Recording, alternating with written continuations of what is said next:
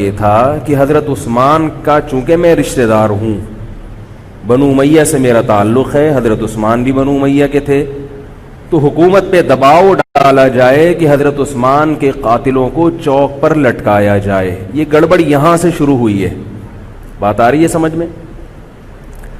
حکومت سے مطالبہ ہے کہ حضرت عثمان کے قاتلوں کو چوک پر لٹکایا جائے۔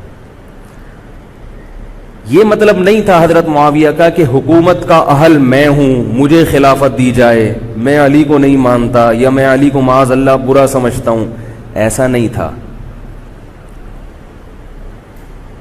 آج کل بعض لوگ یہ کہتے ہیں کہ حضرت معاویہ کے حکم سے حضرت علی کو گالیاں دی جاتی تھیں، یہ غلط ہے۔ یاد رکھو عربی کے لفظ کا ترجمہ اردو میں، یہ بہت سے لوگ نا ان کو عربی زبان سے ذرا بھی واقفیت نہیں ہے، چھوٹے چھوٹے بچے آ کے بیٹھ گئے ہیں۔ عربی میں کسی پر اعتراض کرنا، اس کی پالیسیوں کو غلط قرار دینا، اس کو بھی سب و شتم کہا جاتا ہے۔ اردو میں ہر جگہ اس کا ترجمہ گالیاں نہیں ہوتا، گالیوں کا مطلب تو ہمارے ہاں کچھ اور سمجھا جاتا۔ آپ کسی پر اعتراض کر رہے ہو، اس کو تو سب و شتم کہا جائے گا۔ سب و شتم میں گالیاں بھی آتی ہیں، کسی کی پالیسیوں سے اختلاف کرنا، اس کی رائے پر رد کرنا، یہ بھی آتا ہے۔ لیکن اردو میں گالی کا مطلب برا لفظ ہے، گالی کوئی شریف آدمی نہیں دیتا۔ خیر، میں یہ عرض کر رہا تھا کہ حضرت عثمان رضی اللہ تعالی عنہ کے قاتلوں سے قصاص کا دعا کریں، میں جلدی سے اس موضوع کو سمیٹ کے آج ختم کر دوں۔ حضرت عثمان کے قاتلوں سے قصاص لیا جائے۔ حضرت علی رضی اللہ تعالیٰ عنہ کا موقف یہ تھا کہ مدینہ میں حضرت عثمان کے قاتلوں کا جو ٹولہ ہے وہ اتنا مضبوط ہے کہ اگر میں نے ان سب کو پکڑ پکڑ کے لٹکانا شروع کر دیا تو مدینہ میں امن و امان کی صورتحال خراب ہو جائے گی۔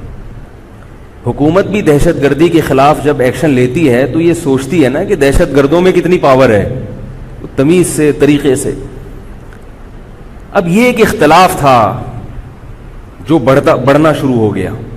اس اختلاف کے پیچھے نہ حکومت کی لالچ، نہ پیسے کی لالچ، نہ دولت، یہ سب الزامات ہیں اسلام دشمنوں کے جو انہوں نے صحابہ پر لگائے ہیں۔ نہ حضرت علی پر کوئی الزام لگایا جا سکتا ہے اس مسئلے میں، نہ حضرت معاویہ پر۔ رائے کا اختلاف ہے، رائے کا اختلاف۔ ابتدا میں حضرت معاویہ کے ساتھ بہت سارے صحابہ تھے، میں یہ تو نہیں کہہ رہا زیادہ، بہت سارے صحابہ، جن میں حضرت عائشہ رضی اللہ تعالی عنہا بھی تھی۔ بعد میں حضرت عائشہ رضی اللہ تعالی عنہا کا موقف تبدیل ہو گیا جب انہوں نے دیکھا کہ اس سے مسئلہ حل ہونے کے بجائے اور بگڑ رہا ہے۔ تو حضرت معاویہ نے حضرت علی کی بیعت سے انکار کیا، کہا کہ جب تک حضرت عثمان کے قاتلوں کو چوک پہ نہیں لٹکایا جاتا میں آپ کے ہاتھ پہ بیعت کرنے کے لیے تیار نہیں ہوں۔ یہ حضرت معاویہ کی رائے تھی۔ حضرت علی کی رائے یہ تھی کہ میرے لیے یہ فی الحال ممکن نہیں ہے، لہذا، اور اس سے ہو کیا رہا ہے، حکومت دو حصوں میں ڈیوائیڈ ہو رہی ہے۔ ان کی رائے یہ تھی کہ حضرت معاویہ رضی اللہ تعالی عنہ کو اپنے اس مطالبے سے دستبردار ہو کر میرے ہاتھ پہ بیعت کر لینی چاہیے۔ اور قرآن کا حکم ہے وَإِن طَائِفَتَانِ مِنَ الْمُؤْمِنِينَ اقْتَتَلُوا فَأَصْلِحُوا بَيْنَهُمَا فَإِن بَغَتْ إِحْدَاهُمَا عَلَى الْأُخْرَى فَقَاتِلُوا الَّتِي تَبْغِي حَتَّى تَفِيءَ إِلَى أَمْرِ اللَّهِ، کہ اگر مسلمانوں کا کوئی فریق بغاوت پہ اتر آئے، حکومت وقت سے لڑائی کرے، قاتل التی تبغی، تو جو طبقہ حکومت کو تسلیم نہیں کر رہا یا حکومت کے خلاف بغاوت کر رہا ہے اس سے قتال کرو۔ حضرت علی کا موقف یہ تھا کہ قرآن مجید کی یہ آیت مجھ سے مطالبہ کر رہی ہے کہ جو لوگ میرے ہاتھ پہ بیعت نہیں ہو رہے جبکہ میری خلافت قائم ہو چکی ہے، تو میں مسلمانوں میں تاکہ اختلاف اور انتشار نہ ہو، میں اس فریق کو تلوار کے زور سے بیعت کرنے پر مجبور کروں۔ بات آ رہی ہے سمجھ میں کہ نہیں آ رہی ہے؟ آج تو پولیس بھی نہیں بلا سکتے، موبائل ہی نہیں ہے بھائی، بند پڑے ہوئے، ورنہ میں پولیس بلوا لیتا آج آپ کو بات سمجھانے کے۔ لیکن میں کہتا ہوں کہ میں پولیس اگر بلواتا، اگر پولیس ہی کو سمجھ میں نہیں آئی، یہ بھی تو بڑا مسئلہ ہے۔ خیر، تو حضرت علی کا موقف یہ تھا. حضرت معاویہ کا موقف یہ تھا کہ حکومت کے خلاف بغاوت غلط ہے نا. جس کو حکومت مان لیا ہو, جب تک میں نے خلیفہ مانا ہی نہیں ہے تو میرا یہ عمل بغاوت نہیں کہلائے گا. یہ اختلاف رائے ہے, اور یہ اختلاف صحابہ میں بھی ہوا ہے, تابعین میں بھی ہوا ہے, ائمہ مجتہدین میں بھی ہوا ہے, اور آج تک ہوتا آ رہا ہے. اس قسم کے اختلافات مکمل ختم نہیں ہو سکتے. یہ صحابہ میں بھی ہوا ہے. قرآن و حدیث کو سمجھنے کا اختلاف کہا جاتا ہے اس کو.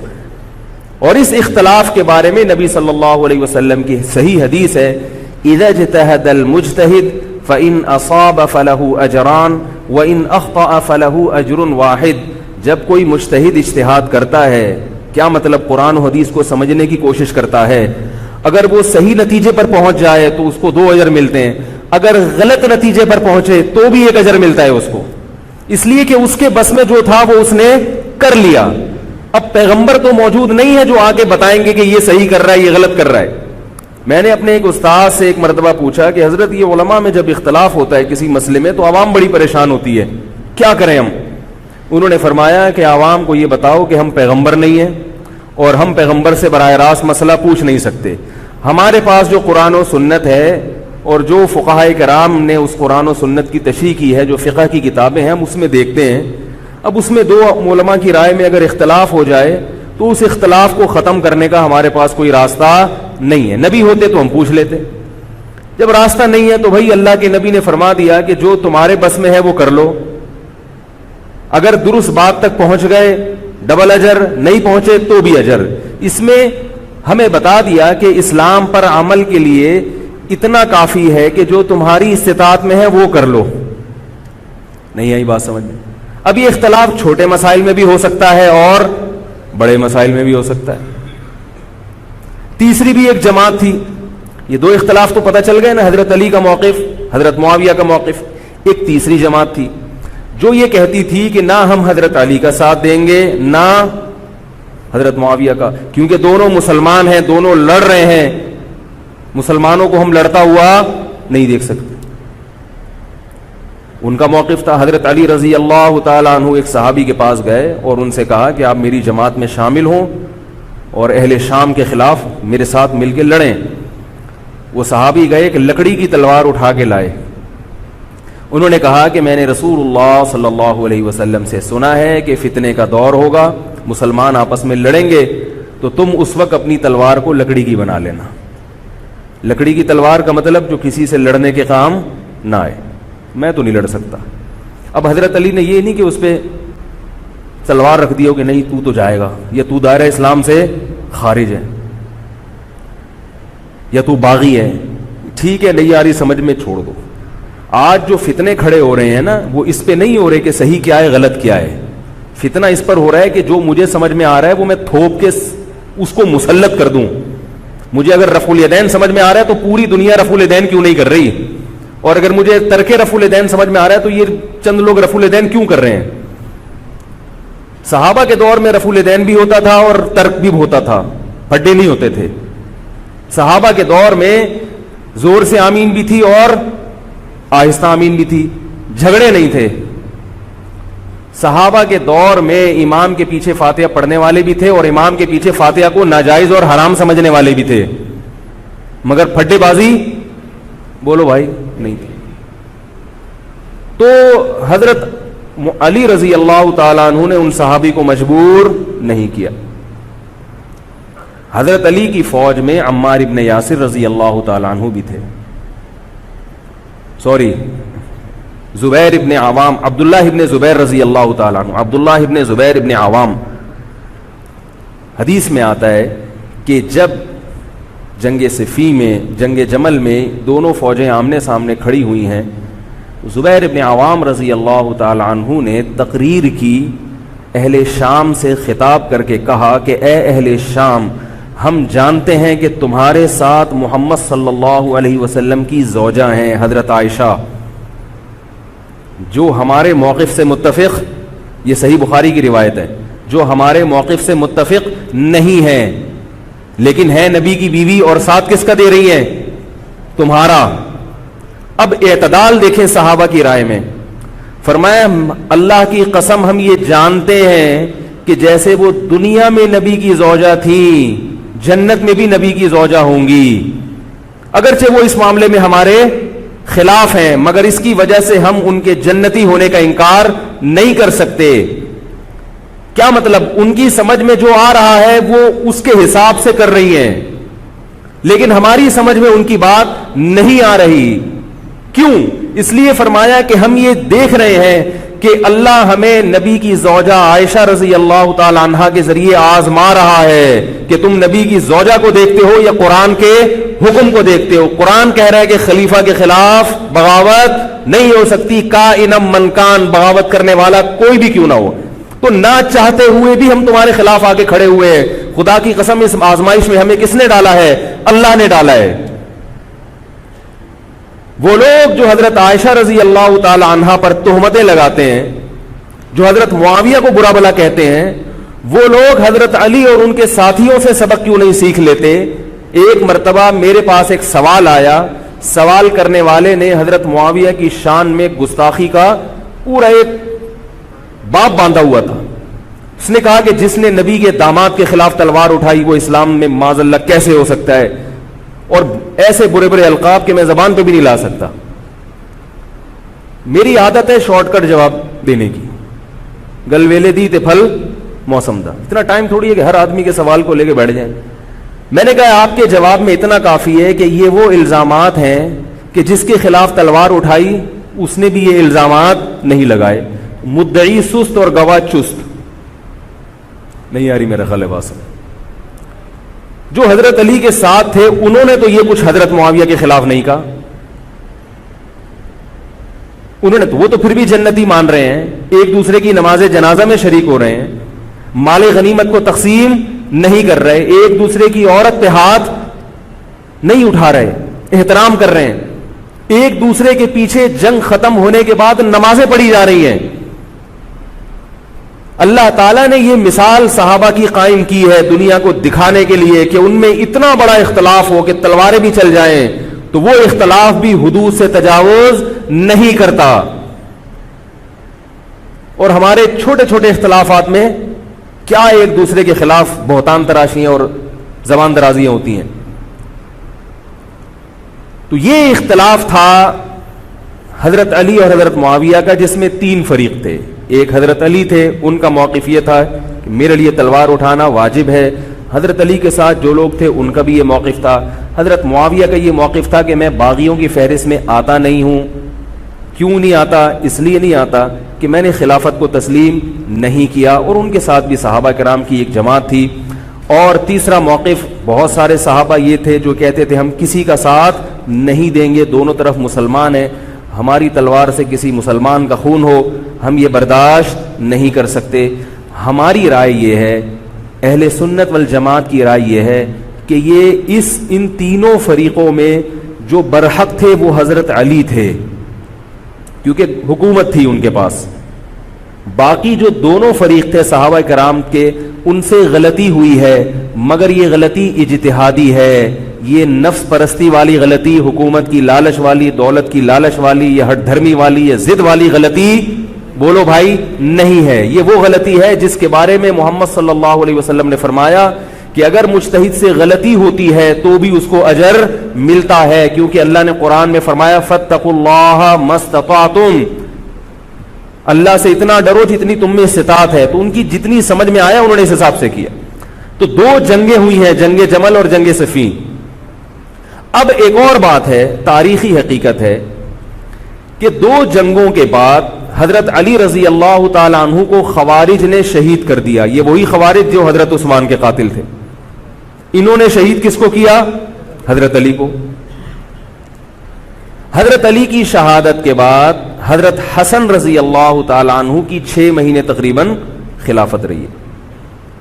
حضرت حسن رضی اللہ تعالی عنہ نے امت میں جوڑ پیدا کرنے کے لیے حضرت معاویہ رضی اللہ تعالی عنہ سے صلح کر لی، اور خلافت سے دستبردار ہو کر حضرت معاویہ کے ہاتھ پر بیعت ہو گئے۔ نہیں آ رہی میرا خیال، پولیس کو فون کریں یار، بہت اہم بات ہے یہ، اس کو اچھی طرح سمجھ لیں، اللہ کرے سمجھ میں آ جائے۔ تو جب یہ ہو گیا تو مسئلہ ختم ہو گیا نا. لوگوں نے حضرت حسن سے کہا, یہ میں بالکل مستند روایتیں پیش کر رہا ہوں, اس کے سب کے حوالے ہیں, اور بہت ایسا نہیں ہے کہ تاریخ کی کتابوں کے, یہ احادیث کی کتابوں کے سے پیش کر رہا ہوں. حدیث کا جو معیار ہے وہ تاریخی کتب سے بہت زیادہ ہوتا ہے.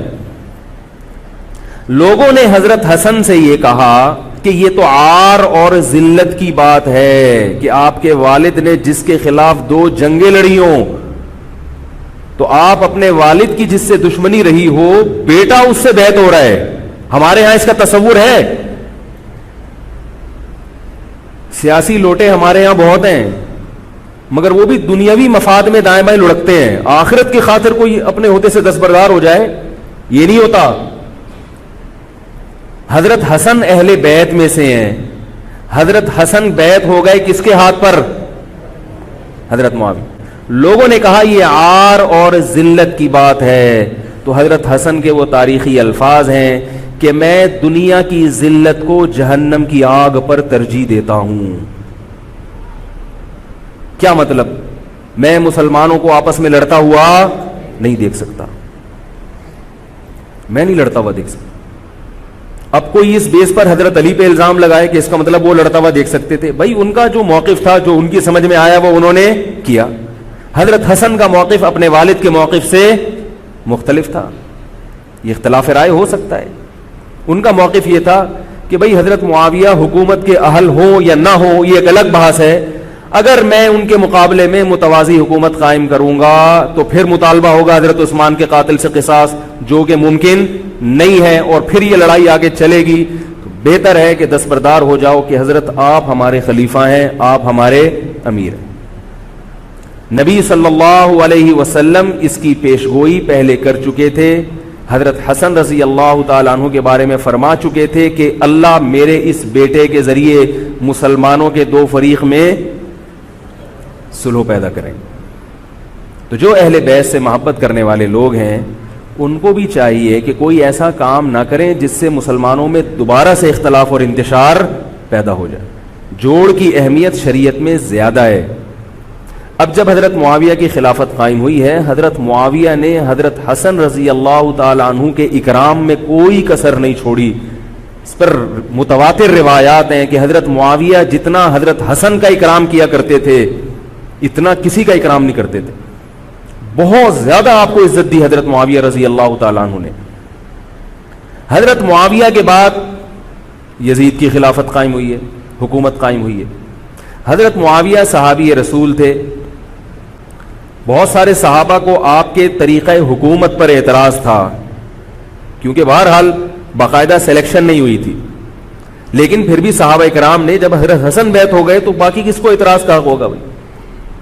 پھر حضرت معاویہ رضی اللہ تعالیٰ عنہ کے دور میں بہت جہاد ہوا ہے. اسلامی خلافت, ہمارا جو بر صغیر میں اسلام آیا ہے, اس کا بہت بڑا حصہ حضرت معاویہ کے دور میں اسلام آیا یہاں. حضرت معاویہ کے بعد جب یزید خلیفہ بنا ہے مسلمانوں کا, تو بہت سارے صحابہ نے یزید کے ہاتھ پہ, بہت سارے تو نہیں, چند صحابہ نے یزید کے ہاتھ پر بیعت کرنے سے انکار کر دیا. وہ اتنے تھوڑے صحابہ ہیں جن کو انگلیوں پہ گنا جا سکتا ہے, جن میں حضرت حسین بھی تھے. حضرت حسن نہیں, حضرت حسن کے بھائی, بولو بھائی, حضرت حسین. جمہور صحابہ کا موقف یہ تھا کہ یزید کا طریقہ خلافت اگرچہ غلط ہے, طریقہ حکومت اگرچہ غلط ہے, مگر رسول اللہ صلی اللہ علیہ وسلم کی صحیح احادیث موجود ہیں.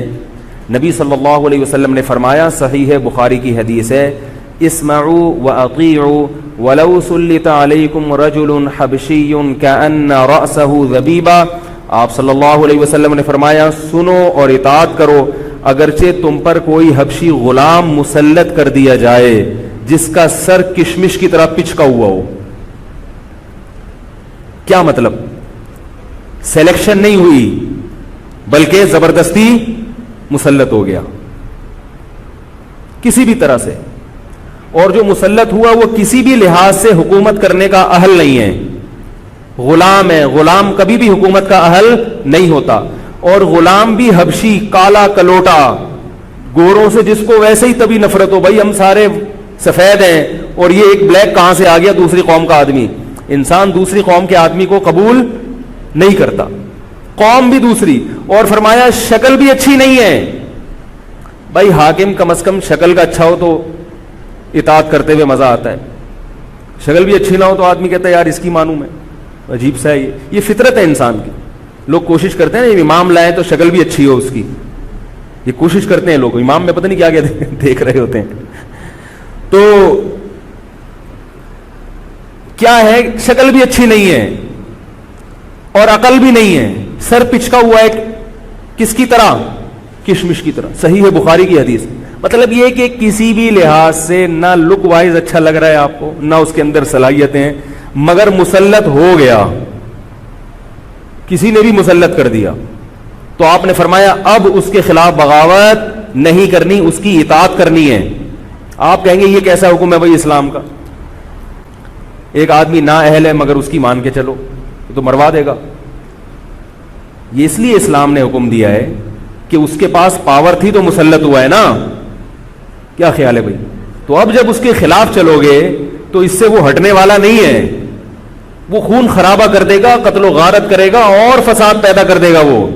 کیونکہ اگر وہ کمزور ہوتا تو خلیفہ بنتا نہیں. وہ خلیفہ کی, حاکم کی ڈیفینیشن کیا ہے؟ جس کے پاس قوت نافذہ ہو. ایک دن ایک صاحب کہنے لگے مسلم لیگ کے دور میں, جنرل مشرف کے دور میں اس کو نہیں مانتا, میں اس کو نہیں مانتا. میں نے کہا آپ کے ماننے نہ ماننے سے کچھ نہیں ہوتا, وہ مسلط ہو گیا ہے, جس طریقے ہیلی کاپٹر سے آیا ہو یا فرشتے اس کو لائے ہوں. کیونکہ حاکم کی جو ڈیفینیشن ہے کہ جس کے پاس قوت نافذہ ہو. قوت نافذہ اردو کا گاڑا لفظ ہے. قوت نافذہ کہتے ہیں کہ جب وہ کچھ کہتا ہو تو کر کے دکھا سکتا ہو, چاہے فوج کے ذریعے, چاہے پولیس کے ذریعے, چاہے کسی بھی طریقے. ایک آدمی کو پوری قوم نے سلیکٹ کر لیا مگر اس کی سنتا کوئی نہیں ہے, وہ کچھ کہتا ہے تو اس کے منہ سے الفاظ نکل کے ہوا میں تحلیل ہو جاتے ہیں, چلتی کسی اور کی ہے, وہ جو کہتا ہے کر کے دکھا دیتا ہے. تو اصل حاکم کون ہے؟ جو کہتا ہے اور کر کے دکھا دیتا. اب یہ ایک الگ بحث ہے کہ یہ ظالم ہے, یہ غلط طریقے سے آیا ہے, اس پر بحث ہو سکتی ہے کہ جب یہ غلط طریقے سے آیا ہے تو اس کو قانون کے دائرے میں رہ کے ہٹانے کی کوشش کی جائے. لیکن مسلح بغاوت کرنا, اس کے خلاف بندوق اٹھانا, اس کے خلاف تلوار اٹھانا, اس کی شریعت نے اجازت نہیں دی. میں یہ نہیں کہہ رہا کہ اس کی مخالفت کی اجازت نہیں دی. نبی صلی اللہ علیہ وسلم نے فرمایا سب سے بہترین جہاد ظالم بادشاہ کے سامنے حق بات کہنا ہے. کہنے کی حد تک آپ کو مخالفت کی اجازت ہے کہ بھائی یہ جو وزیر اعظم کا بیان آیا ہے یہ بیان ملک کا بیڑا غرق کر دے گا, ان کی پالیسیاں صحیح, جیسے آج کل ہو رہا ہے کہ اخباروں میں کالم نگار اپنی اپنی رائے لکھتے ہیں حکمرانوں کے بارے میں. لکھنے کی حد تک, بولنے کی حد تک ہے. آپ مسلح دستہ لے کے بغاوت کرنے پر آ جائیں, اس کی شریعت نے اجازت, بول لو بھائی کچھ نہیں ہوتا. یہ قرآن اور سنت سے بات ثابت ہے, اس کی شریعت نے اجازت نہیں دی ہے. کیونکہ آپ یہ کریں گے تو اللہ نے دنیا کو اسباب کے ساتھ جوڑا ہوا ہے. آپ کے پاس کچھ بھی نہیں ہے, نہ آپ کے پاس ٹینک ہے, نہ آپ کے پاس آرمی ہے, نہ آپ کے پاس پولیس ہے, آپ کے پاس صرف جذبہ ہے. خالی جذبہ اگر کارآمد ہوتا تو نوح علیہ الصلوۃ والسلام اور آپ کے ساتھ جو 40 افراد تھے ان میں بہت جذبہ تھا, مگر ایک طرف پوری دنیا تھی. اللہ نے جہاد کا حکم نہیں دیا. اللہ تعالیٰ نے اس دنیا کو صرف جذبات کے ساتھ یا ایمان کے ساتھ منسلک نہیں کیا, اس دنیا کو دارالاسباب بنایا ہے. جذبے کے ساتھ ساتھ کچھ طاقت اور قوت بھی ہونی چاہیے, اور یہ قوت حکومت کے پاس ہوتی ہے, پبلک کے پاس بول لو یار نہیں. اگر پبلک کے پاس ہے تو وہ بھی حکومت کی پالیسیاں ہوتی ہیں کہ یہ بھی لیاری گینگ رہنے دو تھوڑے دنوں کے لیے, ان لوگوں کے پاس تھوڑا سا کلاشن کوفے رہنے دو, حکومت جب چاہے غائب کر دے. یہ جو کلاشن کوفے لے کے لوگ گھوم رہے ہوتے ہیں نا اور بتا رہے ہوتے ہیں ہم امام مہدی کا لشکر ہیں, یہ سب گورنمنٹ کے لوگ ہوتے ہیں. آئی بات سمجھ میں؟ گورنمنٹ کی طرف سے ان کو پرمٹ ملا ہوتا ہے, ورنہ آپ چاقو لے کے بھی جو کھنجر ہے نا وہ بھی لے کے ذرا گھوم کے دکھاؤ. تو جو بھی امام مہدی کا لشکر کا دعویٰ کر رہا ہے اور کہہ رہا ہے میں یوں کر دوں گا, میں یوں کر دوں گا, میرے ساتھ آ جاؤ, تو سمجھ لو گورنمنٹ نے اس کو خود ہی بٹھایا ہوا ہے. اور بعض دفعہ حکومت اپنی مخالفت کے لیے بھی بندے بٹھا دیتی ہے. یہ ایجنسی والے بڑے ہوشیار ہوتے ہیں, یہ اپنی مخالفت کے لیے پبلک بندوں کو خرید کے بٹھاتے ہیں کہ تم آرمی کے خلاف اور ایجنسیوں کے خلاف تقریریں کرو اور جہاد کا اعلان کرو. اس کا نتیجہ کیا نکلتا ہے؟ جو جو جہاد کے اعلان میں ان کے ساتھ ہوتے چلے جاتے ہیں ان کے نام ایجنسیوں کے پاس پہنچ جاتا ہے. پھر ایجنسیاں کہتی ہیں ابھی ان کو کھل کے جہاد کرنے دو تاکہ جتنے لوگوں میں اس قسم کے جہاد کے جراثیم ہیں وہ تمام آ جائیں اور ایک ہی دفعہ اسپرے کر کے سب کو نمٹا دیا جائے. یہ ایک بچوں کی طرح کبھی اس کو پکڑ لیا, یہ کام نہیں ہوتا. تو اس لیے کہہ رہا ہوں یہ جو نوجوان طبقہ ہے اس کو جہاد کے نام پہ الو بنانے والے ہر جگہ بہت ہیں. الو ضرور بنو مگر کسی اور عنوان سے بن جاؤ, جہاد کے نام پہ الو نہ بنو, کیونکہ کسی اور عنوان سے الو بنو گے اتنا نقصان نہیں ہوگا. اس عنوان سے الو بنو گے تو بڑا بیڑا غرق ہو جائے گا, جیسے کہ بہت سو کا بیچاروں کا ہو چکا ہے. تو میں یہ عرض کر رہا تھا کہ نبی صلی اللہ علیہ وسلم کی صحیح حدیث ہے, اسی طرح صحیح ہے مسلم کی حدیث ہے, آپ صلی اللہ علیہ وسلم نے حاکم کی اطاعت کا حکم دیا. صحابہ نے عرض کیا یا رسول اللہ اگر وہ ہم پہ ظلم کرے تو بھی بغاوت نہ کریں. آپ نے فرمایا وَإِن ضَرَبُوا ظَهْرَكَ, اگرچہ وہ تمہاری پیٹھ پہ کوڑے مارے, ایسا ظالم ہو, پھر بھی بغاوت. یہ میں نہیں کہہ رہا, یہ محمد صلی اللہ علیہ وسلم کے الفاظ ہیں. کیوں؟ اس لیے کہ آپ صلی اللہ علیہ وسلم نے اتحاد پہ زیادہ زور لگایا ہے. بھائی حکومت ایک ہوگی جیسی مرضی لنگڑی لولی ہو, مگر مسلمان کی جو ایک یونائٹی ہے, جو ایک اتحاد ہے, وہ تو برقرار رہے گا نا. اگر آپ کمزور ہو گئے تو کتنا مرضی ایمان ہو, کمزور آدمی دنیا میں کہیں بھی نہیں پنپ سکتا. تبھی میں کہتا ہوں پاکستان کی قدر کرو. جیسا مرضی ہے, ایک مضبوط آرمی تو ہے نا, ایٹم بم تو ہے, جیسی مرضی آرمی ہو, لیکن ہے تو نا. اگر یہ ختم ہو گئی اور نیک نیک لوگ آ گئے مگر اتنے پاورفل نہ ہوئے, وہ آپ کو انڈیا سے نہیں بچا سکتے, وہ آپ کو امریکہ کے شر سے نہیں بچا سکتے, کیونکہ اس وقت پوری دنیا پاکستان کی دشمن ہوئی ہوئی ہے سوائے چند ممالک کے. اور وہ جو ملک بچا ہوا ہے یہ میرے اور آپ کی تقریروں سے نہیں بچا ہوا, یہ ایٹم بم سے بچا ہوا ہے. اللہ نے دنیا کو اسباب کے ساتھ جوڑ دیا ہے. ایٹم بم بھی ہے اور پھر ایمان کی طاقت بھی ہے کسی حد تک, جو کہ بہت ہی شارٹ ہو گئی ہے ایمان کی طاقت. تو دونوں چیزیں چلتی ہیں ساتھ, صرف بم بھی کافی نہیں ہے. اللہ نے فرمایا اگر تم تقوی اختیار کرو گے تو اللہ تمہاری مدد کرے گا, ورنہ نہیں کرے گا. تو دونوں چیزیں ضروری ہیں. تو حضرت معاویہ کے بعد یزید کے بارے میں جمہور صحابہ کا موقف یہ تھا کہ یہ جیسا مرضی ہو, ظالم ہو, عادل ہو, یہ ایک الگ بحث ہے, مگر ہے بہرحال یہی. پاور کس کے پاس ہے؟ اسی کے پاس. حضرت حسین رضی اللہ تعالیٰ عنہ کا موقف یہ تھا کہ میں یزید جیسے آدمی کے ہاتھ پر بیعت کرنے کے لیے تیار. بولو بھائی, نہیں, میں نہیں بیعت کرتا اس کے ہاتھ, کیونکہ یزید کے بارے میں خبریں تھیں. بعض کہتے تھے شراب پیتا ہے. حضرت مفتی محمد تقی عثمانی صاحب کا انہوں نے فرمایا ہے کہ کسی مستند روایت سے ثابت نہیں ہے شراب پینا. روایتیں ہیں مگر کوئی اوتھینٹک روایت نہیں ہے.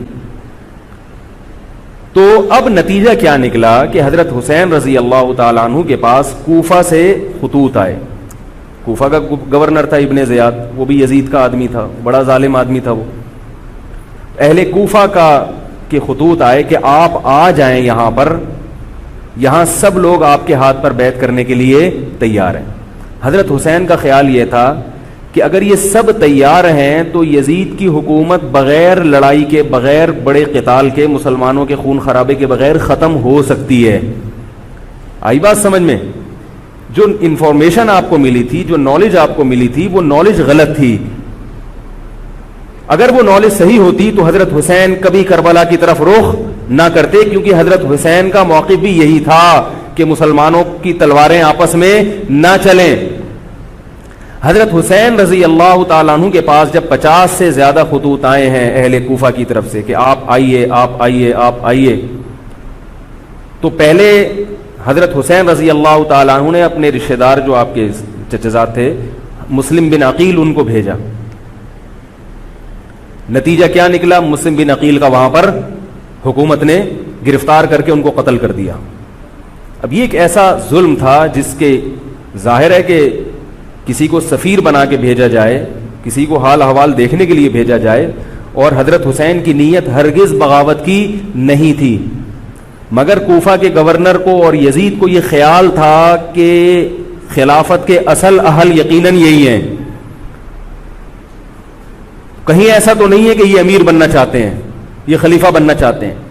ایک خوف اس کے دل میں بیٹھ گیا تھا, ایک لاشعور میں خوف ہوتا ہے نا انسان کے دل میں بیٹھ جاتا ہے کہ آپ 100 دفعہ بھی کہیں بھی میری یہ نیت نہیں ہے, مگر وہ ڈر رہا ہوتا ہے کہ یار یہ کچھ کر نہ لیں. تو جب مسلم بن عقیل کو شہید کیا گیا، حضرت حسین رضی اللہ تعالی عنہ جا چکے تھے. جب حضرت حسین رضی اللہ تعالی عنہ کوفہ کی طرف جا رہے تھے، بہت سارے صحابہ نے آپ کو منع کیا، جن میں عبداللہ ابن عمر رضی اللہ تعالی عنہ بھی تھے، عبداللہ ابن عباس رضی اللہ تعالی عنہ بھی، کہ آپ یہ کام نہ کریں.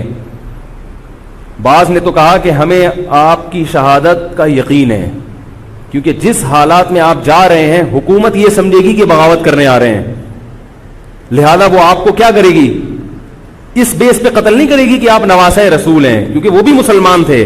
اس بیس پہ قتل کرے گی کہ آپ کی نیت کیا ہے، حکومت کے خلاف بغاوت. تو ان کے پاس ایک اپنے آپ کو برحق ثابت کرنے کے لیے ایک دلیل ہوگی کہ حکومت کا باغی جو بھی ہو اسے کیا کر دو، قتل. رسول اللہ صلی اللہ علیہ وسلم نے فرمایا، صحیح حدیث ہے، کہ جب مسلمان کسی ایک امیر پہ جمع ہو جائیں تو اس کے خلاف جو بھی اٹھے، نبی نے فرمایا اس کو قتل کر دو، کائنم من کان، چاہے وہ اس کے خلاف اٹھنے والا کتنا ہی نیک کیوں نہ ہو. یہ حدیث کے الفاظ ہیں. حضرت حسین کا موقف یہ تھا کہ میں نے ابھی تک یزید کی خلافت اور حکومت کو تسلیم نہیں کیا، لہذا میں اس وعید میں داخل نہیں ہوں. اب ہوا یہ ہے کہ حضرت حسین رضی اللہ تعالی عنہ جب گئے ہیں اور کربلا کے مقام پہ پہنچے ہیں، تو وہاں آپ رضی اللہ تعالیٰ عنہ کو مسلم بن عقیل کی شہادت کا بھی پتہ چلا، اور اندازہ ہوا، میں بہت شارٹ کر کے سنا رہا ہوں، اندازہ ہوا کہ حالات ایسے نہیں ہیں جیسے میں سمجھ رہا تھا. عبید اللہ جو ابن زیاد تھا بدبخت، اس نے حضرت حسین کو یہ کہا کہ بغیر کسی شرط کے حضرت حسین کو گرفتار کر کے لاؤ اور میرے ہاتھ پر بیعت کراؤ. یہ رسول اللہ صلی اللہ علیہ وسلم کے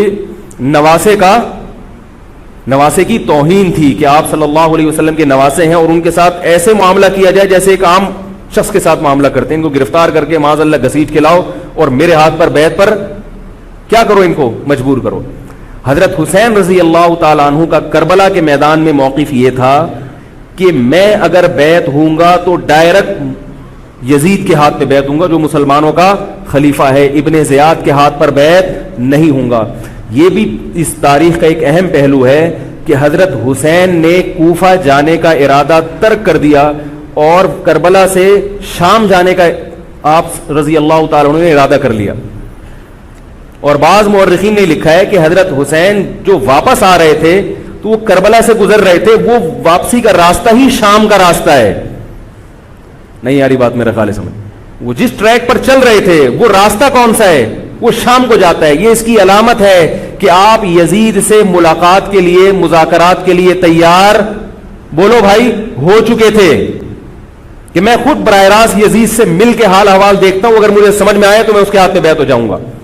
حضرت حسین رضی اللہ تعالی عنہ کا مقصد حکومت کے خلاف تلوار اٹھانا، بولو بھائی، نہیں تھا، ورنہ وہ اس کے لیے تیار نہ ہوتے. مگر جو ابن زیاد تھا اس نے حضرت حسین رضی اللہ تعالی عنہ اور آپ کے ساتھ جتنے اہل بیت تھے ان پر ظلم یہ کیا اس بدبخت نے کہ اس نے انہیں شام جانے کا راستہ نہیں دیا اور اس میں اپنی توہین محسوس کی کہ میرے ہاتھ پر بیعت کیوں نہیں ہو رہے، اور لشکر بھیجا جس لشکر نے چاروں طرف سے حضرت حسین رضی اللہ تعالیٰ عنہ کو گھیرا. حضرت حسین نے کہا کہ میں عزت کی جو موت ہے اس کو ذلت کی زندگی پر ترجیح دیتا ہوں. کوئی بھی غیرت مند ہوتا تو اس وقت یہی کرتا کہ بھئی جب میں اپنے دعوے سے بھی دستبردار ہو گیا اور میں شام جانے کے لیے بھی تیار ہو گیا، اب میرا راستہ روکنے کی کیا حقیقت ہے. اللہ تعالی کوفہ کے گورنر کے ذریعے حضرت حسین کا قتل کروانا چاہتے تھے تاکہ اس کی بدبختی ساری دنیا کے سامنے ظاہر ہو جائے. اگر حضرت حسین پھر بھی تلوار چلاتے، پھر بھی لڑتے، تو حضرت حسین پر یہ الزام لگایا جا سکتا تھا کہ معاذ اللہ آپ باغیوں میں ہیں. تو اللہ تعالیٰ نے اپنے نبی کے نواسے کو اس الزام سے محفوظ رکھا اور آپ نے لڑائی کا ارادہ ترک کر دیا. حضرت حسین نے کربلا کے میدان میں جو لڑائی لڑی ہے وہ اقدامی لڑائی نہیں تھی، وہ دفاعی لڑائی تھی. دیکھو جب حکومت آپ کو گھیر لے چاروں طرف سے، آپ کہیں ٹھیک ہے بھائی میں لڑائی سے دستبردار ہوتا ہوں، مجھے میرے گھر جانے دو. حضرت حسین کا ایک مطالبہ یہ بھی تھا کہ یا تو مجھے واپس جانے دو مدینہ، میں جہاں سے آیا ہوں وہیں جا رہا ہوں واپس، مکہ جانے دو یا مدینہ جانے دو. ان کا ایک مطالبہ تھا کہ نہیں، ان کو گرفتار کر کے لاؤ اور زبردستی ہمارے ہاتھ پر بیعت کراؤ. یہ ظلم تھا. نتیجہ کیا نکلا ہے کہ کربلا کے میدان میں آپ کو گھیر کر آپ کو بھی شہید کر دیا گیا، اور جتنے اہل بیت تھے مرد سوائے امام زین العابدین کے جو حضرت حسین رضی اللہ حضرت حسن کے بیٹے تھے، ان کے علاوہ جتنے بھی اہل بیت تھے ان سب کو قتل کر دیا گیا. اور یہ اسلامی تاریخ پر ایک بدنما داغ ہے یہ واقعہ کہ ایک اسلامی حکومت تھی اور اس کے اسلامی حکمران تھے، اور ان حکمرانوں کے ہاتھوں محمد صلی اللہ علیہ وسلم کے نواسے کا سر جو ہے وہ گردن اڑائی گئی ہے. مجھ سے خدا کی قسم یہ الفاظ ادا نہیں ہو رہے، میں اپنے جذبات پہ بہت زیادہ کنٹرول کر رہا ہوں. وہ منظر کیا ہوگا کہ جب نبی صلی اللہ علیہ وسلم کے نواسے آپ صلی اللہ علیہ وسلم کے نواسے کی گردن اڑائی گئی ہوگی. تو یہ بہت ایک اسلامی تاریخ میں ایک بدترین واقعہ ہے. لیکن بات یہ ہے کہ جب یہ واقعہ ہو گیا اور قتل کر دیا گیا، باقی جتنے بھی جو زندہ بچے تھے اہل بیت وہ یزید کے پاس لے جائے گئے. روایات میں آتا ہے کہ یزید نے ان کا اکرام کیا اور ان کو عزت کے ساتھ تحفے تحائف دے کر واپس کیا. یہ جو کربلا کے واقعات میں جو ظلم کی داستانیں اضافی بیان کی جاتی ہیں، اس کا مستند تاریخی روایات سے کوئی ثبوت بولو بھائی نہیں ملتا. اب لوگوں نے اپنی دکانیں چمکا لی ہیں، پانی نہیں تھا، کئی دنوں سے کھانا نہیں ملا. صحیح روایات سے ثابت ہے کہ حضرت حسین رضی اللہ تعالیٰ عنہ کربلا کے میدان میں وضو کر کے نماز پڑھتے تھے، تو پانی تھا تو. اور بعض نے یہ کہا کہ اہل بیت کی عورتوں کی عزتیں اچھالی گئی ہیں. آپ اس طرح کی باتیں کر کے اہل بیت سے محبت کا اظہار کر رہے ہو یا ان کی توہین کر رہے ہو؟ بولو بھائی. اگر کوئی عزت دار پاک دامن عورت ہو، بالفرض اس کی عزت پہ ڈاکہ ڈلتا ہے بالفرض، تو آپ اس بات کو چھپاؤ گے نا، آپ جھوٹ بولو گے، بولو گے نہیں بھائی اس کی عزت پہ کوئی آنچ نہیں آئی ہے. کیونکہ جب عورت کی عزت کو آپ کوئی تار تار کر دے اور آپ ممبر پہ بیٹھ کے اس کو بتا دو، تو وہ عزت تار تار ہونے سے اتنی بے عزتی نہیں ہوگی جتنی اس بات کو بیان کرنے سے اس کی بے عزتی ہوگی. حقیقت یہ ہے کہ کسی مستند روایت سے ثابت نہیں ہے کہ اہل بیت کی عورتوں کی عزتوں کو اچھالا گیا. وہ نبی کے گھرانے کی عورتیں تھیں، ان کا ناخن بھی کوئی نامحرم مرد نہیں دیکھ پاتا تھا. دوپٹہ اتر گیا زینب کا اور زینب کی چادر چھن گئی، یہ سب غلط ہے، یہ سب من گھڑت باتیں ہیں. چونکہ وہ بہرحال مسلمان تھے جو حضرت حسین کے خلاف لڑ رہے تھے، ظالم تھے، اس میں کوئی شک نہیں ہے. اس سے بڑا ظلم اس کائنات میں ہوا نہیں ہوگا کہ ایک شخص جو اپنے آپ کو مسلمان کہتا ہے اور وہ نبی کے نواسے کو قتل کر دے اور اہل بیت کو قتل کر دے.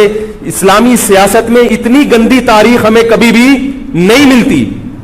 حضرت عثمان کا بھی قتل ہوا، وہ بھی بہت بڑا ظلم تھا، مگر یہ ظلم اس ظلم کی نوعیت سے بڑھ کر تھا، کیونکہ حضرت عثمان کا قتل حکومت کے ہاتھوں نہیں ہوا ہے، باغیوں کے ہاتھوں ہوا ہے. یہاں حضرت حسین کا قتل کس کے ہاتھوں ہوا ہے؟ حکومت کے ہاتھوں ہوا ہے، جس پر لوگ بیعت کر چکے تھے.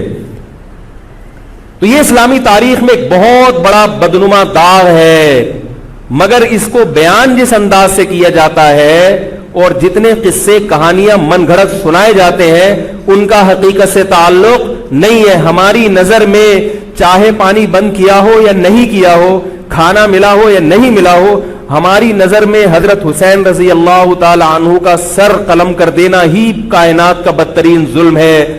یہی ایسا ظلم ہے کہ جس پر جتنا غم کیا جائے کم ہے. غم منایا نہیں، غم کیا جائے. منانا الگ چیز ہے، غمزدہ ہونا الگ چیز ہے. لیکن جو آگے اس میں تڑکا لگایا جاتا ہے اس کا حقائق سے تعلق بولو بھائی نہیں ہے. یہ دکانیں ہیں جو چمکائی، اس میں سب برابر ہیں، شیعہ بھی سنی بھی. بہت سارے سنی علماء بھی کربلا کے واقعے کو بہت ہی بھیانک انداز سے بیان کرتے ہیں. اور مقصد کیا ہوتا ہے؟ پبلک کو رلانا. ایک رونا وہ ہوتا ہے جو خود سے آئے، اور ایک رونا ہوتا ہے باقاعدہ آپ کو آرڈر پہ رونے کے لیے اور رلانے کے لیے بلایا جائے. وہ رمضان میں نے بتایا تھا نا کہ میں نے ختم قرآن پہ دعا کی تو مجھے رونا آ گیا، بہت زیادہ رونا آیا. اگلے دن ایک صاحب کہنے لگے مولوی صاحب آج بھی ایسی ایک دعا ہو جائے. میں نے کہا میں آرڈر پہ نہیں روتا، میں آرڈر پہ نہیں روتا. اب تو آ بھی رہا ہوگا تو نہیں آئے گا. نہ انسان کسی کے مشورے سے ہنس سکتا ہے اور نہ انسان کسی کے مشورے سے رو. اگر آپ کسی کے مشورے پہ رو رہے ہیں اس کا مطلب ڈرامے بازی. آپ کو فلم کا ایکٹر ہونا چاہیے، آپ کو ڈرامے جوائن کرنے چاہیے, وہاں آپ اچھے چل سکتے ہیں. جیسے کہ ہمارے ایک مشہور اسکالر ہیں, ان کے بارے میں لوگ یہ کہتے ہیں ان کو فلموں میں ہونا چاہیے تھا, پتہ نہیں یہ جیو پہ کیوں آ رہے ہیں. وہ آرڈر پہ روتے بھی ہیں, آرڈر پہ. اب چونکہ یوٹیوب کا دور ہے, میں پہلے جو کربلا کے واقعات جو لوگ بیان کرتے ہیں ان کی تقریریں نہیں سنتا تھا. اب کیا ہوتا ہے, بعض دفعہ بیٹھے ہوئے ہیں کہیں سفر پہ جا رہے ہیں تو یوٹیوب کی ویڈیو, ہم نے کہا چلو یار ہم بھی سن لیں. ایسی چہک چہک کے منہ بنا بنا کے گھما گھما کے تقریریں ہوتی ہیں, لگتا ہے کہ یہ باقاعدہ ایک ڈرامہ ہے, اداکار ہے, فنکار ہے, جس کو ڈرامے بازی کے لیے یہاں یہ حضرت حسین کی شہادت کو کیش کرا رہے ہیں. یہ حضرت حسین سے محبت کرنے والے نہیں ہیں, یہ ان کی شہادت کو دیکھو. اس کی مثال ایسے جیسے کوئی محلے میں مر گیا, کسی سیٹھ کا بیٹا مرا, اب آپ کو سیٹھ سے قرضہ چاہیے تو سب سے زیادہ آپ روگے نا, تاکہ سیٹھ صاحب سمجھیں کہ محبت سب سے زیادہ کس کو ہے, آپ کو. تو آپ اس کی بیٹے کی موت کو کیا کرا رہے ہو, کیش کرا رہے ہو. بعض لوگ کسی کی شہادت کو کیش کراتے ہیں, کسی پہ ظلم کو کیش کراتے ہیں. تو میں پھر عرض کروں کہ بہت بدترین واقعہ ہے. حضرت حسین رضی اللہ تعالیٰ عنہ کا سر لے جایا گیا یزید کے پاس. یزید بدبخت نے چھڑی سے آپ کے ہونٹوں کو چھوا. وہاں صحابی رسول نے فرمایا کہ ایسا مت کرو. فرمایا اللہ کی قسم میں نے ان ہونٹوں پہ بارہا محمد صلی اللہ علیہ وسلم کے ہونٹ رکھے ہوئے دیکھا ہے. بارہا میں نے دیکھا ہے کہ محمد صلی اللہ علیہ وسلم نے ان ہونٹوں کا بوسہ لیا ہے. بارہا میں نے دیکھا ہے. ان صحابی کے دل پہ کیا گزر رہی ہوگی جو حضرت حسین کے ساتھ یہ حرکت دیکھ رہے ہوں گے, جبکہ اسی حسین کو انہوں نے بارہا نبی کی گود میں بھی دیکھا اور بارہا نبی کے ہونٹوں کو بھی ان ہونٹوں سے مس ہوتے ہوئے دیکھا. تو جب یہ سر ان کے سامنے رکھا ہوگا اور اس کے ساتھ یہ حرکت ہو رہی ہوگی, ان صحابی کے جذبات کیا ہوں گے. مگر اس کے باوجود جو بتانے کی بات ہے, جو میں بتانا چاہتا ہوں, انہوں نے یزید کے خلاف بغاوت نہیں کی کہ جس یزید نے حضرت حسین کا یہ حشر کر دیا ہو, اگر اس کے خلاف بغاوت ہوگی تو باقی مسلمانوں کا کیا حشر کرے گا. تو اس میں صبر کی تلقین بھی صحابہ نے بتائی ہے کہ حاکم کے مظالم کو برداشت کیا جائے, زبان سے اس کو ہائی لائٹ کیا جائے کہ غلط ہو رہا ہے, تلوار نہ اٹھائی جائے. بات نہیں آ رہی میرے خیال ہے سمجھ میں, کیونکہ آج ایک واقعہ ہوا ہے, ورنہ کربلا جیسے درجنوں اور واقعات ہو جائیں گے. تو صحابہ کرام کی سیرت میں ہمیں ہر طرح کے اسباق ملتے ہیں. تو میں یہ عرض کر رہا تھا کہ یہ ہے وہ کربلا کا واقعہ جس کا میں نے آپ کو خلاصہ بیان کیا. اس کے بعد کیا ہوا ہے کہ یہ جو بنو امیہ کی حکومت تھی, اس کی وہ ویلیو صحابہ کرام کے دل میں نہ رہی جو پہلے کسی حد تک برقرار تھی. یہ بہت ایک حکومت کے خلاف لوگوں کے دل میں بغض پیدا ہو گیا اور بالآخر بغاوتیں شروع ہوئیں. لیکن جمہور صحابہ کا موقف پھر بھی یہی تھا کہ حکومت کے خلاف بغاوت جائز, بولو بھائی, نہیں. اور اسی طرح کے ظالم لوگ آتے رہے اور انہی کی اولادوں میں بنو امیہ میں اللہ نے پھر عمر ابن عبدالعزیز کو پیدا کیا. عمر ابن عبدالعزیز بھی انہی ظالم لوگوں کی اولاد تھے, مگر اسلام چونکہ قیامت تک رہنے کے لیے آیا ہے تو اللہ کو اپنا دین محبوب ہے, اللہ غیب سے انتظام کرتے ہیں. عمر ابن عبدالعزیز جیسے ہی حکومت میں آئے ہیں, خلیفہ بنے ہیں, آپ رضی اللہ تعالی عنہ نے وہ بنو امیہ کی جو جاہلانہ چیزیں تھیں ان سب کو ختم کر دیا. حکومتی ملکیت کو جو ذاتی خزانہ لوگ سمجھنا شروع کر دیا تھا اس کو ختم کیا. عمر بن عبدالعزیز کی ایک تاریخ ہے, ان کو 5واں خلیفہ راشد کہا جاتا ہے. علم حدیث کو مرتب کیا گیا, فقہ کو مرتب کیا گیا, حدیث کا علم ضائع ہو رہا تھا. آپ نے حکم دیا کہ اکتب ما کان من حدیث رسول اللہ صلی اللہ علیہ وسلم فإنی اخاف ضیاع العلم والعلماء. فرمایا مجھے علم اور علماء کے ضائع ہونے کا خطرہ ہے, محمد صلی اللہ علیہ وسلم کی حدیثوں کو ریٹن فارم میں لایا جائے. تو باقاعدہ پھر حدیث کو باقاعدہ جمع کیا گیا کتابوں کی شکل میں, اور آج ہمارے پاس وہ حدیث محفوظ ہیں. فقہائے کرام کا دور آیا تو اللہ تعالیٰ نے حضرت عمر بن عبدالعزیز کے دور میں امت کو الحمدللہ دوبارہ جمع کر دیا. عمر بن عبدالعزیز کے بعد پھر بغاوتیں ہوئیں, بالآخر بنو امیہ کی حکومت کا خاتمہ ہوا, بنو عباس کی حکومت آئی. مگر بنو عباس کی حکومت آنے سے بنو امیہ کی حکومت مکمل ختم نہیں ہوئی, وہی ہوا کہ آپ نے اچھی نیت سے بغاوت کی مگر اس کا نقصان زیادہ. وہ کیا ہوا؟ بنو امیہ بھاگ گئے, اندلس میں حکومت قائم کر لی, اور ادھر بنو عباس کی. تو یہ تاریخ میں پہلا واقعہ تھا کہ اسلامی خلافت دو حصوں میں ڈیوائیڈ ہو گئی. اس کے بعد آج تک ایک جگہ مسلمان جمع نہیں ہو سکے. کیوں؟ مسلمانوں نے اس حدیث کی مخالفت کی کہ امیر کے خلاف بغاوت بولو بھائی نہیں کرو. اب میں آپ سے ایک بات کہتا ہوں کہ بالآخر ڈیوائیڈ ہوتے ہوتے ہوتے ہوتے آج پتہ نہیں کتنے سارے اسلامی ملک بن گئے. پاکستان میں الگ ہے, سعودی عرب کی پالیسیاں الگ ہیں, دبئی الگ چل رہا ہے, قطر اور سعودیہ کا پھڈا ختم نہیں ہو رہا. 1920 تک تو پھر بھی خلافت عثمانیہ تھی, اگرچہ پوری دنیا پہ نہیں تھی. ہندوستان میں الگ حکومت تھی, خلافت عثمانیہ الگ تھی, اندلس میں الگ حکومت تھی, مگر پھر بھی مسلمانوں کی 3-4 بڑی بڑی حکومتیں تھیں جو ایک اور کسی حد تک ان میں اتحاد تھا. 1920 میں وہ بھی ختم, اور اتنے سارے ممالک وجود میں آ گئے, سب کی الگ الگ پالیسیاں ہیں. اب جو آدمی خلافت کے نام پہ جہاد کی بات کرتا ہے وہ لوگوں کو ایک امیر پہ جمع نہیں کرے گا. جتنے ملک بن چکے ہیں نا, ان کو مزید توڑ کے, اگر یہ 20 ہیں تو 40 بنا دے گا ان کو. بہت مشکل ہے سمجھانا بھائی.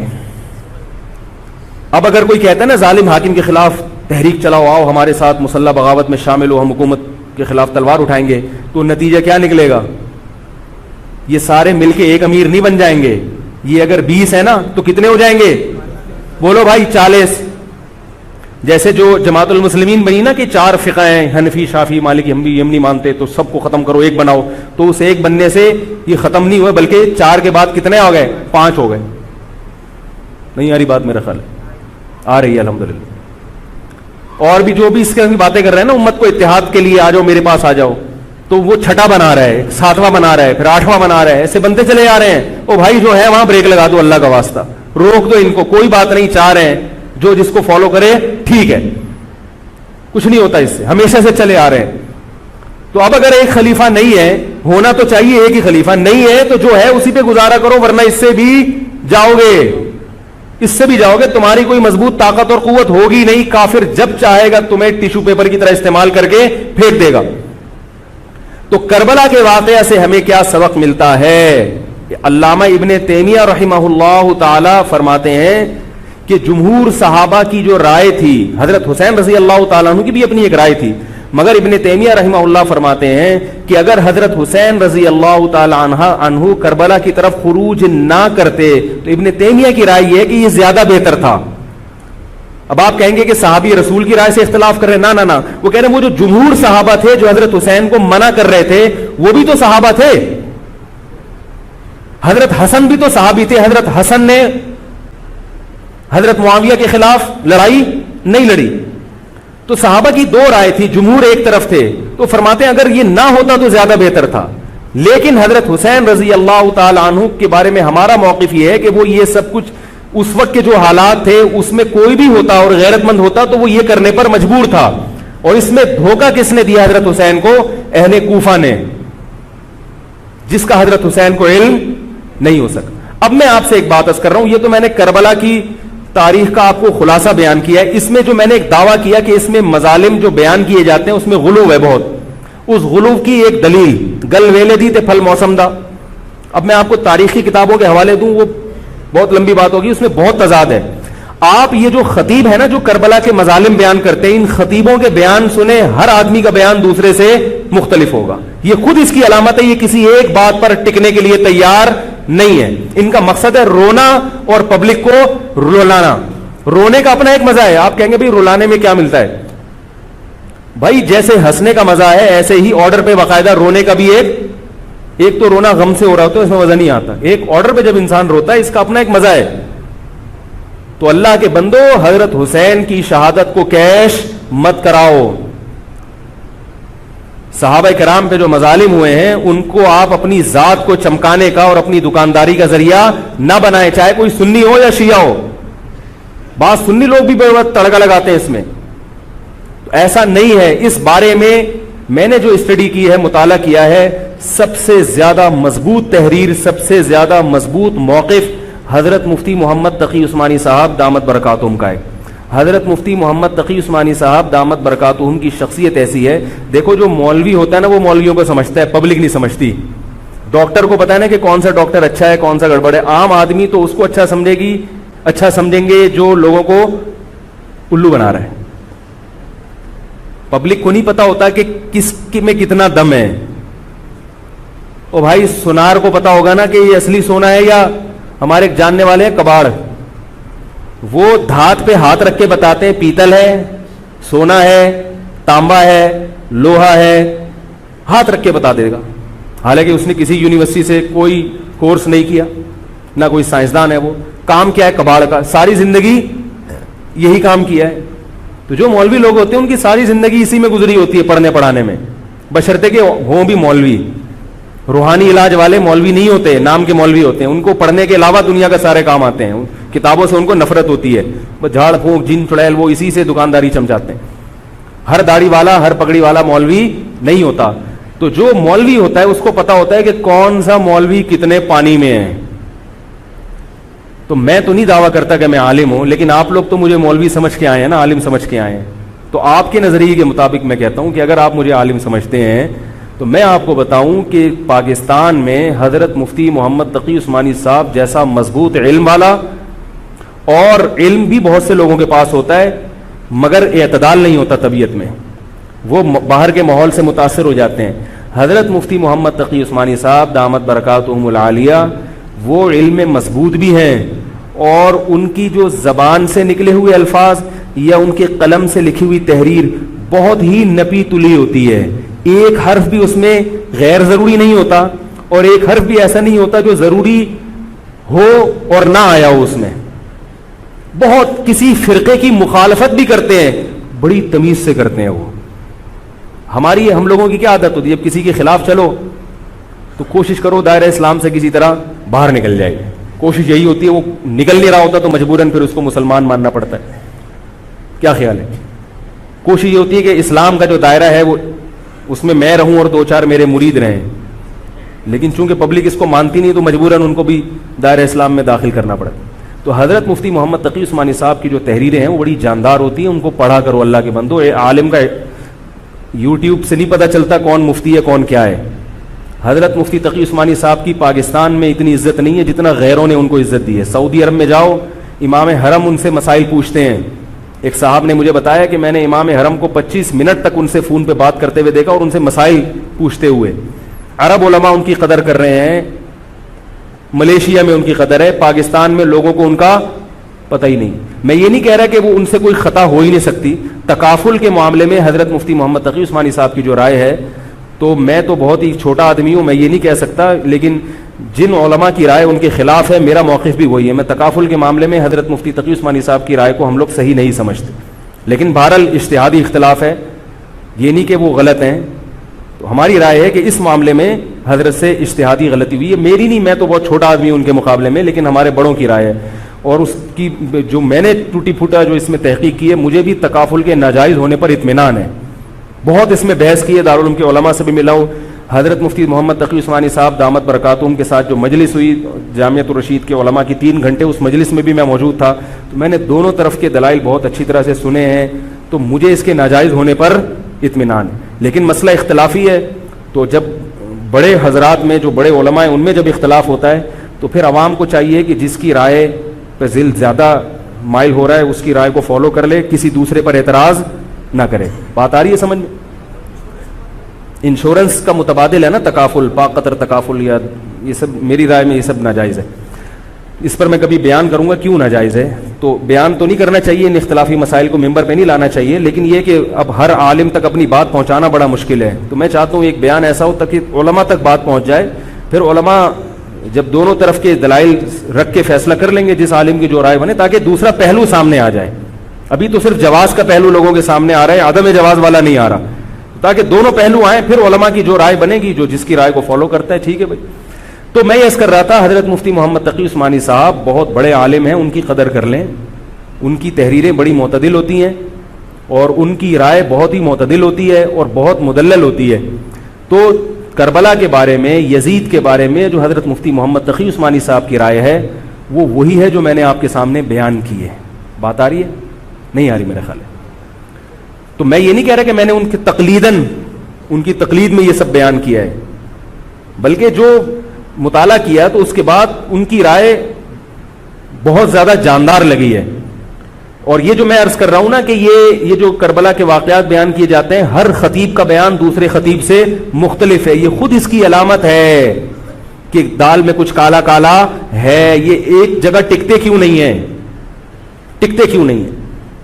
تو اب میں ایک بات عرض کروں. اسی طرح یزید کے بارے میں لوگ سوال پوچھتے ہیں, یزید کیا, تو یزید کے بارے میں بھی دونوں طرف ہماری رائے کے حساب سے غلو ہے.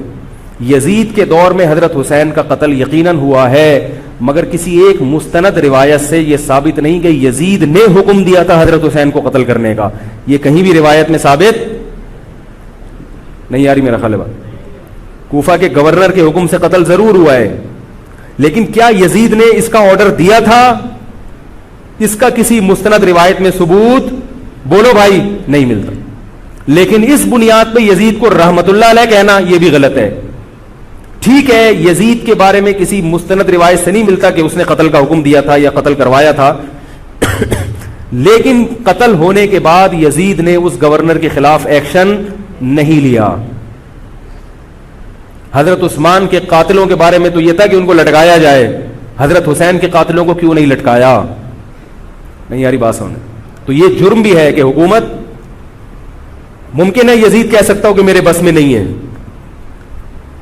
کہہ سکتا ہو کہ میرے بس میں نہیں ہے. تو بھائی آپ کے بس میں اگر نہیں ہے تو حضرت علی کے بس میں بھی نہیں تھا حضرت عثمان کے قاتلوں سے قصاص لینا. تو اس لیے یزید کو بالکل معصوم قرار دینا یہ بھی غلط ہے. وہ مجرم تھا, لیکن اس کو اتنا لعنتی قرار دے دینا کہ گویا حضرت حسین کو اس نے قتل کرایا تھا, اس کا بھی کسی تاریخی مستند روایت سے ثبوت نہیں ملتا. لہذا صحیح بات یہ ہے کہ نہ لعنت اللہ علیہ کہو نہ رحمت اللہ علیہ کہو. خام خواہ میں فضول چیزوں میں پڑھنے کی بولو بھائی ضرورت کیا ہے؟ قیامت کے دن آپ سے یزید کے بارے میں سوال, میرے سے کسی نے پوچھا کہ یزید کے بارے میں آپ کیا کہتے ہیں. میں نے کہا آپ کو جاپان کے جو بھی صدر ہے اس کے بارے میں پتہ ہے, چائنا کے بارے میں پتہ ہے؟ وہ کہہ رہے وہ تو کافر ہیں. میں نے کہا چلو مسلمانوں کے, علامہ اقبال کے بارے میں پوری رپورٹ ہے آپ کے پاس. تاریخ میں لاکھوں شخصیات ایسی ہیں جن کے بارے میں آپ کو نہیں پتا. تو یزید کے بارے میں بھی اگر نہیں پتا ہو تو میرا خیال ہے کوئی پریشان ہونے کی ضرورت نہیں ہے. تو یہ کربلا ایک واقعہ تھا, ایک اسلامی تاریخ میں ایک بدترین واقعہ رونما ہوا اور یہ واقعہ ختم ہو گیا. ہمیں جو قرآن اور سنت نے جس بات کا حکم دیا ہے ہمیں وہ کرنا ہے. بات آ رہی ہے سمجھ میں؟ ہمیں کیا کہا ہے؟ نماز قائم کرنی ہے, اسلام کے 5 ارکان ہیں. کربلا کا واقعہ دنیا میں وجود میں آتا تو بھی 5 نمازیں پڑھنی تھیں, وجود میں نہیں آتا تو بھی 5 نمازیں پڑھنی. باقی حضرت حسین کی شہادت اس لیے بھی ہوئی ہے کہ اللہ کے نبی نے ان کو شہید قرار دے دیا تھا. تو اللہ تعالیٰ نے آپ کو اس منصب تک پہنچانا تھا جس منصب کی گواہی محمد صلی اللہ علیہ وسلم دے چکے تھے. بعض دفعہ کوئی مقصد نہیں ہوتا, ایک مقصد ہوتا ہے کسی کو اونچے درجے تک پہنچانا. غزوہ احد میں 70 صحابہ شہید ہوئے. اللہ نے اس کی حکمت یہ بھی بیان کی, وَيَتَّخِذَ مِنْكُمْ شُهَدَاءَ, اللہ تم میں سے بہت سو کو شہادت کے درجے پر فائز کرنا چاہتا. تو حکومت تھی, حضرت حسین رضی اللہ تعالیٰ عنہ کو اللہ تعالیٰ نے شہادت کے مرتبے پر پہنچایا اور ظالم حکمرانوں کے مرتبے کو گھٹانا تھا. تو یہ کام ہو چکا. اب ہمیں کیا کرنا ہے؟ ہمیں جو قرآن اور سنت ہے اس کو فالو کرنا ہے. محرم منانا کہیں بھی نہیں ہے اسلام میں. محرم حضرت حسین کی شہادت سے پہلے بھی آتا تھا, اس کے بعد بھی آتا ہے. تو اہل سنت والجماعت کا جو مذہب ہے, میں آپ کے 1-2 منٹ زیادہ لے رہا ہوں, بس یہ بات ختم کر رہا ہوں میں. دیکھو ہم شیعہ ہیں یا سنی ہیں؟ بولو نا بھائی. جو شیعہ لوگ ہیں ان کو وہ کرنے دو جو ان کا مذہب ہے. اختلاف اور فرقواریت وہاں ہوتی ہے جہاں آپ اپنا مسلک دوسرے پہ ٹھوستے ہو. ان کا مسلک ہے ماتم کرنا, ان کا مسلک ہے تو ان کو کرنے دو, وہ اللہ ان سے خود حساب لے لے گا. آپ کو ان سے اس مسئلے میں بحث کرنے کی ضرورت بولو بھائی نہیں.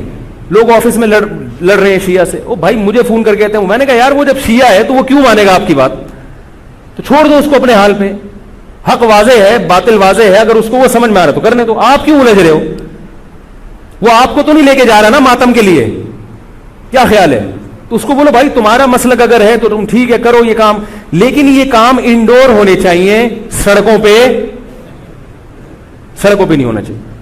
سڑکوں پہ ہوگا تو دہشت گردوں کو موقع مل جائے گا دہشت گردی کا, ملک کا امن خراب ہوتا ہے. نہ ربیع الاول کے جلوس سڑک پہ نکلنے چاہیے اور نہ محرم کے جلوس سڑک پہ ہونے چاہیے. انڈور ہو ربیع الاول میں, جس کا مذہب ہے کہ بھئی ہم نے یہ کرنا ہے جلسہ, ٹھیک ہے, آپ گھر کے اندر جو مرضی کریں.